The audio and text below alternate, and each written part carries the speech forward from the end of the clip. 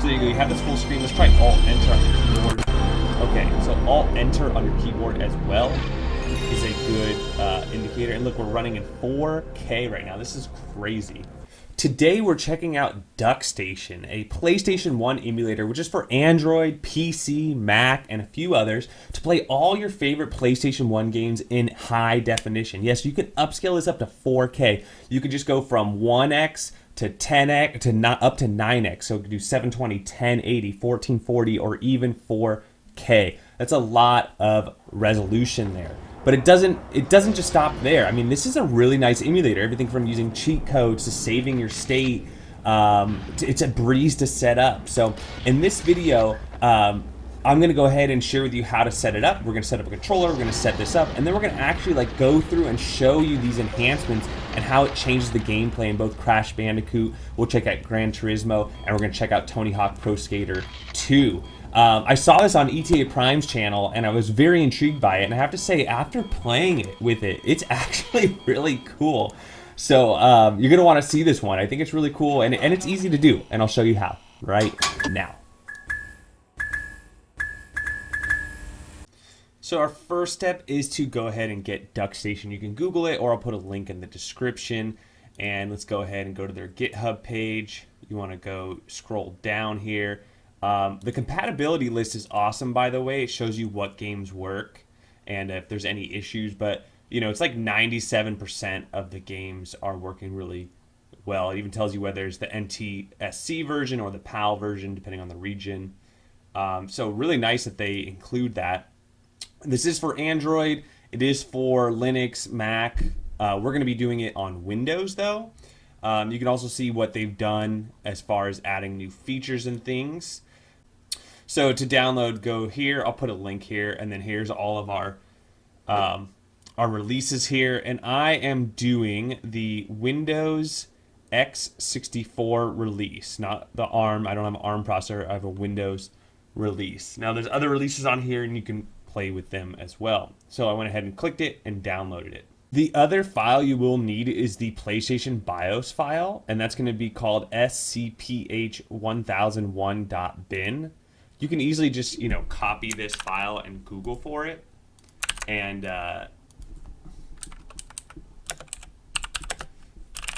you should be able to find it. But if you're running any kind of, you know, if you have like an old build or anything, you should have it, and that's what I did, and I'll show you in a second. So as far as what you're given, here's my download here. All I did was I right-clicked 7-zip. I extracted it into its own folder.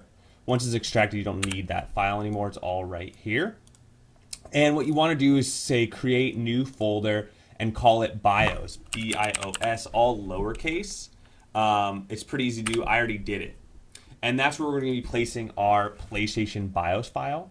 What I did is I actually have a retro bat build from Virtual Man over here, and he has like all the ROMs already on here. He has like almost every single PlayStation game. This is like a huge PlayStation collection, 343 gigabytes.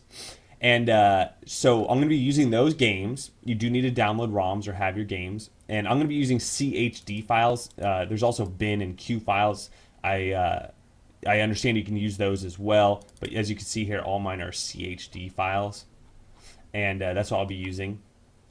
And we'll go ahead and go into RetroBat over here, BIOS, and it's over here, CSCH. So you can see it's right here, this BIOS. So all I did was I copied it, or you could download it, like I said, and go back to the BIOS folder over here and paste it like I did here. There are two versions of this release.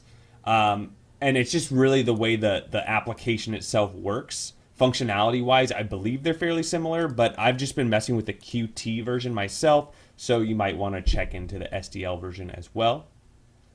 And so before I jump into this, I do want to go ahead and I'm going to be using a Bluetooth controller for this. So I want to go ahead and go to my Bluetooth settings over here, Bluetooth and other devices, add a new Bluetooth device. Bluetooth mouse and keyboard, and then I'm going to turn on my 8-bit DOE controller over here. All right, and now I have it connected, so click that, it connected, and then I can go ahead and close this out. Let's go back to the main directory. We loaded the Qt version, and I actually had to update it, even though I just downloaded it. There seems to be an update. So I just went ahead and updated it anyways, get all the latest and greatest. This is just going to take a few moments. Then what I did was we load the emulator and go to settings. Let's go ahead and make sure our BIOS is pointing to the right direction. So I went ahead and just made sure that it's connected to that BIOS folder I made earlier. We're good there. We'll then move down the list here and do our controls. Remember, my controller is now hooked up via Bluetooth. We'll go ahead and set it as a DualShock controller, just like the original PS1. I went ahead and put a PlayStation controller in the background here so you can see where X, and if you like, for example, mine says ABXY, so the X on the 8-bit controller is actually the triangle, A is a circle, and then B is X, and Y is square. And the one thing that's kind of tricky here is instead of going L1, R1, if you see the next column over, it goes L1, L2. So that to me was a little tricky. I'm used to doing RetroPie. So you want to do the left side triggers first, and then the right side triggers second. And then R3 and L3, I don't think you really use that in many games, but you go ahead and do that. And then at the end here, all I did was I saved my controls so I can always load this up later, or I think it also saves a file in the system directory. So if I ever reinstall this, I can just drag and drop that controller over and not have to do this all over again. So now for the fun part, the enhancements. I went ahead and changed this to Vulkan, your Vulkan video drivers. I'm also on a gaming laptop, so it has like the default, Intel GPU, and then I have my dedicated RTX 2060. I don't have an issue with it knowing which graphics card to use, so I just kept it on default. And then here's really where the fun gets started, which is in these enhancements. And this is why you want this emulator. It's funny, later in the video, I find that they actually recommend that you keep it at 1x. I mean, I guess that's for like the best kind of frame rate and kind of more to the original. But the reason why a lot of people want this emulator is because it has that upscaling and the ability to kind of round out a lot of these pixels. And it does look really good. And so this is probably what you're going to want to mess with here. Depending on how fast your computer is, you can render higher and higher. We're going to be playing with this a lot. Just as we continue this video, we'll go back and forth. We'll look at what they recommend. It's all going to be in here. But a good starting point to me would be like 1080p. A little bit of anti-aliasing, see if you like that. Maybe try it disabled. And then as far as the third column down, the different codecs, there's like an XRB, there's a JNIC, there's a couple options there. I didn't notice a huge difference, but then again, I only tested a few games, so I imagine that will very much be game specific, and certain games will work better under those different options. The only other thing you want to know how to do here is just how to full screen is Alt plus Enter. You can also set it to default full screen. And then there's some other general settings you might want to play with there as well in the general settings at the top here. At this point, we just need to go get ROMs. And like I said, I'll be using the Virtual Man's Retro Bat build. So I just go over here to ROMs, and I have all my ROMs in my PSX folder, a ton of games. So if we go back to Duckstation here, we can go to our V drive, ROMs, PlayStation, and wherever you download your ROMs to or have them stored. And I kind of want to play Crash Bandicoot, okay? Let's go ahead and check that out first. A classic game, very much stylistically to this system. So go ahead and double click it. So does this full screen button work? It should light up once we get into the game here. But as you see, it's taken a while because of the higher upscaling. So you have this full screen. Let's try Alt-Enter on the keyboard. Okay, so Alt-Enter on your keyboard as well is a good indicator. And look, we're running in 4K right now. This is crazy. That PlayStation logo alone is pretty cool. So, I mean, I am recording in 1080p on my capture card. So, you're you're not getting the full experience here. And again, on my monitor, it's not that high either. I mean, this is kind of cool. As much as it's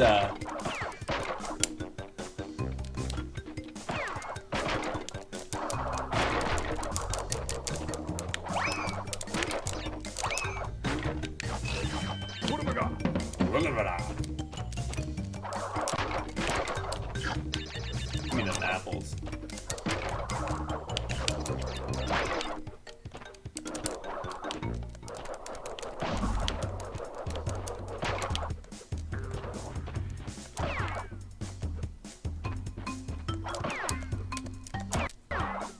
a little bit of lag. My system can't handle it.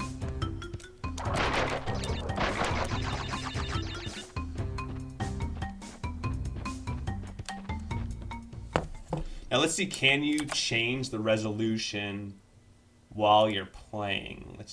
Probably not, because it has to compile the shaders, you know, while you're...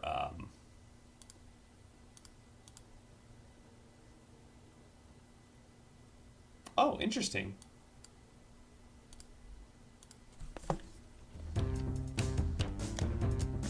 Oh, whoops.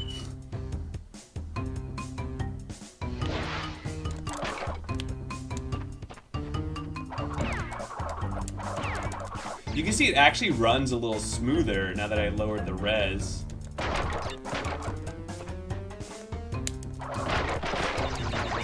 So, depending on your system, it's gonna tax it a little bit, depending on, you know. Oh, a little lag on there too.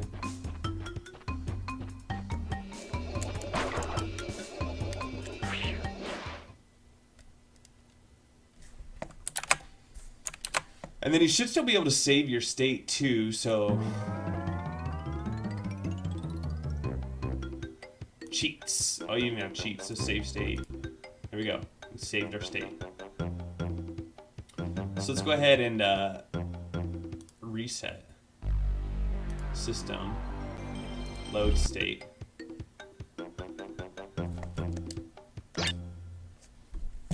So since we can save and load our state, let's just kind of play with some of these settings here. Let's save our state. Tools. Let's go to...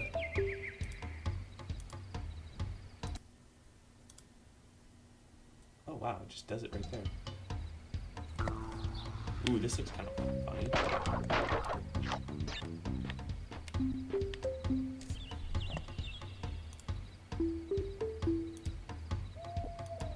Oh, this is disabled. Let's up this up. Let's go max here, see what happens.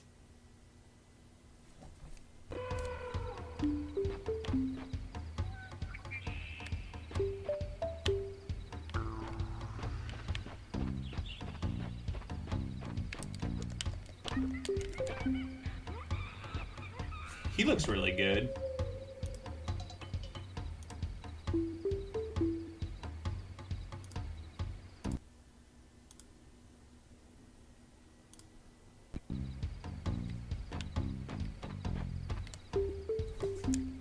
I mean, look at his body. It looks really good.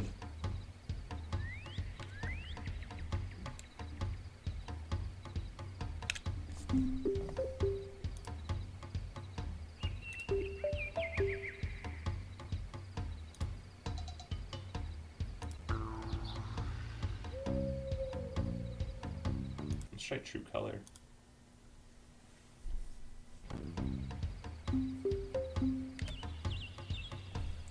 And then let's just see if it lags at all.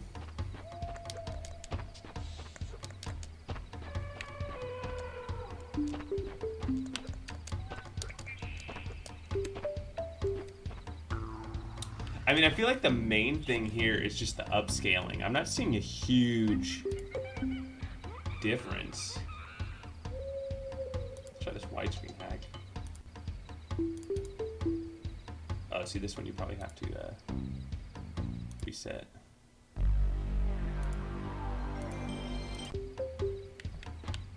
Does this widescreen hat not work?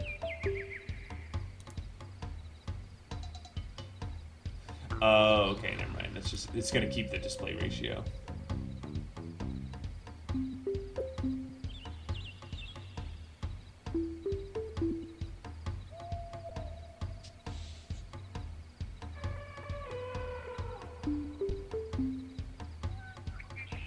So it's really cool. It tells you what each of these do. True color rendering forces the precision of colors output to console frame buffer to use the full 8 bits of precision per channel. They recommend you leave it unchecked. Smooths out the blockiness of magnified textures on 3D objects using filtering. Will have a greater effect on higher resolution. Okay. And XBR smooths out blockiness of magnitude tone. Filter will have greater effect on higher. Only applies to hardware rendering. Okay. bilinear.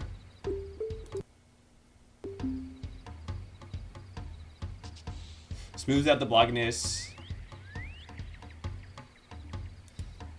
Okay, so nearest neighbor. They recommend nearest neighbor. Smooth out the block. So let's see what they recommend. Oh, and they actually recommend keeping this disabled. Interesting.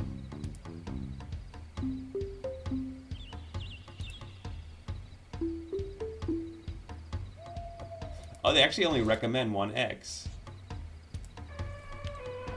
I mean, look at one. Yeah, you got to get into some.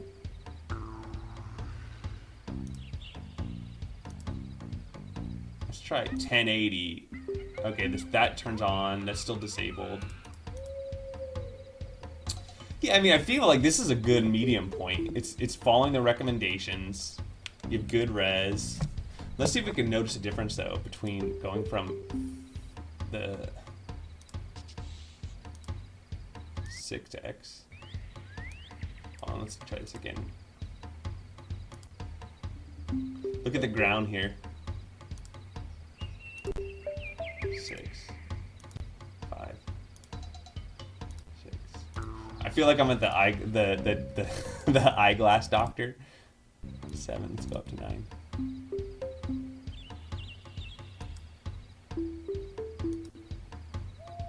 5 to 9. Watch going from 1 to 9. Even 2 is a noticeable difference. 3, 720. I mean, I feel like 720 is almost, yeah. Okay, now let's try, you know, playing with these a little bit. Bilinear. 4K, 1. 4K. 1080. Let's try this one. I don't see a huge difference between the two. Huh. Let me do that one more time. 5, 9. Nope. And let's try the XBR. 4, 1080. 4K. 1080. Huh. Well, you guys tell me. Tell me whether you think it's, you know, crazy or not. Let's try another game.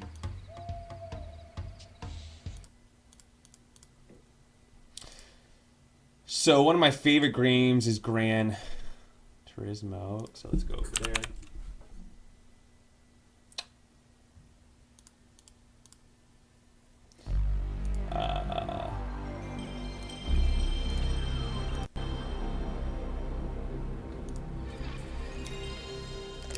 Let's full screen this. The fonts do get really messed up. That's something that, and then these screens here aren't upscaled, right? Because they're like static, so.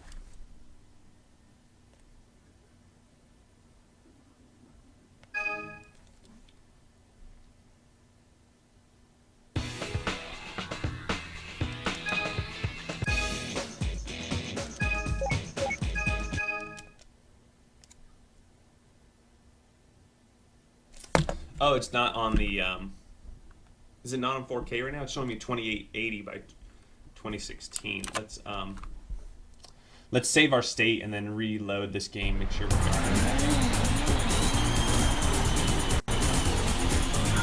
power off. Settings. 9 disabled XBR. Let's start a disk. Let's go back to Gran. I guess it was still loaded, but whatever. And then let's go ahead and load. I guess that is.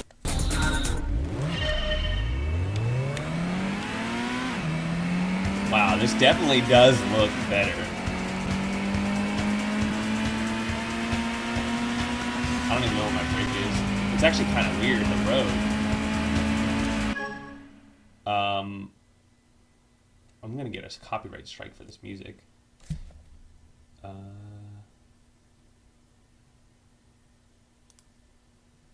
Audio.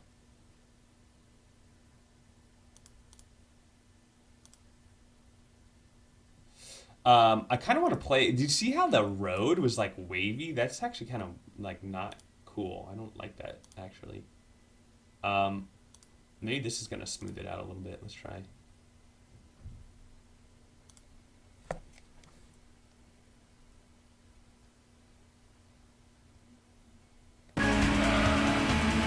No, you still get that kind of. Well, the anti-aliasing maybe not good at all.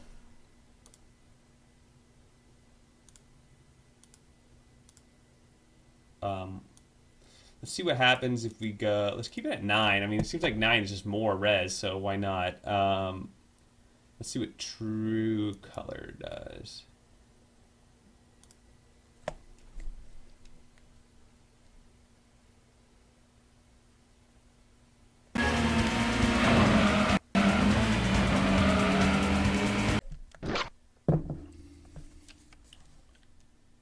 So I know they remastered this game now, and so like you could just go out and buy the remastered version.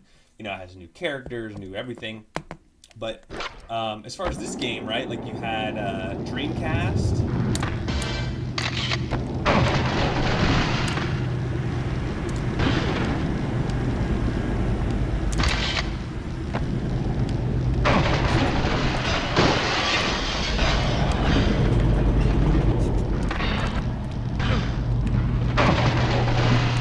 So final thoughts. This is a really cool emulator. I do think a lot of people will start getting this kind of incorporated maybe in potentially RetroPie or Batocera or some other front ends.